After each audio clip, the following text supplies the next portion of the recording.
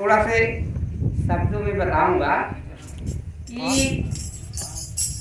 कबीर पंथ के विषय में। कबीर पंथ का जो सब्जेक्ट है वो सत्य है। सत्य के सिवा इसमें ढोंग विद्या, आर्टिफिशियल तमाम प्रकार के प्रपंच या बातें जोड़ने से कोई काम चलने वाला नहीं। यहाँ केवल एक बात है कि जैसे सत्य इतना कड़वा होता है कि उसके तरफ झुकने के लिए असत्य को बहुत झेलना पड़ता है। इतना झेलना पड़ता है कि वो झेल ही नहीं पाता, फिर उसी असत्य में चला जाता। सत्य को झेलने के लिए कलेजा चाहिए।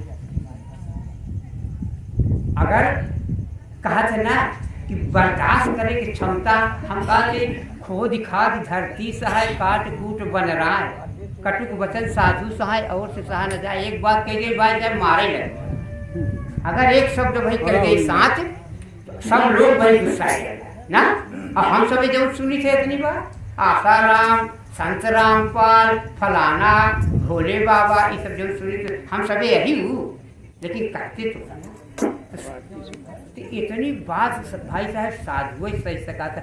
साधु के 3 कैटेगरी होता इस भेष में आने की, साधु, महात्मा, संत। साधु बनो तो संत महात्मा की उपाधि प्राप्त हो, महान आत्मा। और जब महान आत्मा की उपाधि हो, संत की उपाधि हो, तो संत का अंत हो जाता है। बस थोड़ा से और बोल दे, जैसे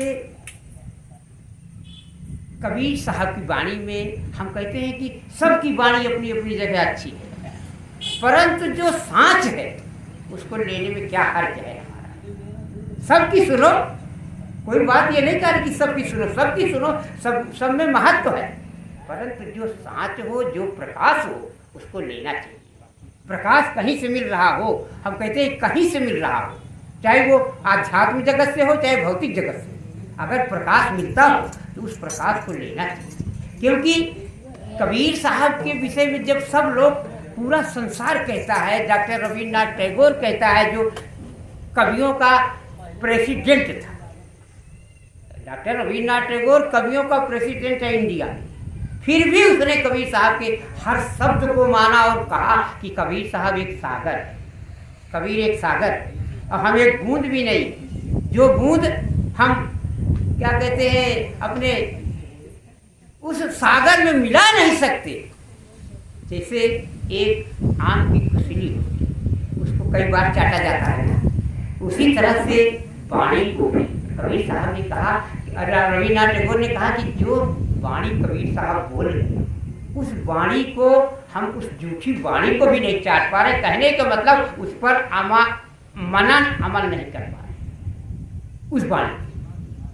अब वो वाणी क्या है? शब्द। और शब्द क्या है? शब्द। अब बस थोड़ा समय नहीं है, थोड़ी बस इसी के बाद मैं अपनी वाणी को विराम देता हूँ। अब आप लोग समय नहीं रहता ना, थोड़ा 3 घंटे 4 घंटे का समय रहता है, उसमें सब लोग बोलते हैं। अभी हमारे एक मुनिराज निषाद जी हैं, वो बोल ही नहीं पाए, कहीं उनका शायद समय ही नहीं दिए, वो बैठा नहीं कर। तो कहा कि मतलब मेरा माफ़ कीजिएगा निषाद जी, ये बोले तो आओ 2 मिनट बोल लिया, कोई बात नहीं ना। तो इसलिए हम आप सभी से निवेदन करेंगे कि सत्संग को सफल बनाने के लिए, सत्संग को सफल बनाने के लिए थोड़ा सा कष्ट भी सहना पड़ेगा।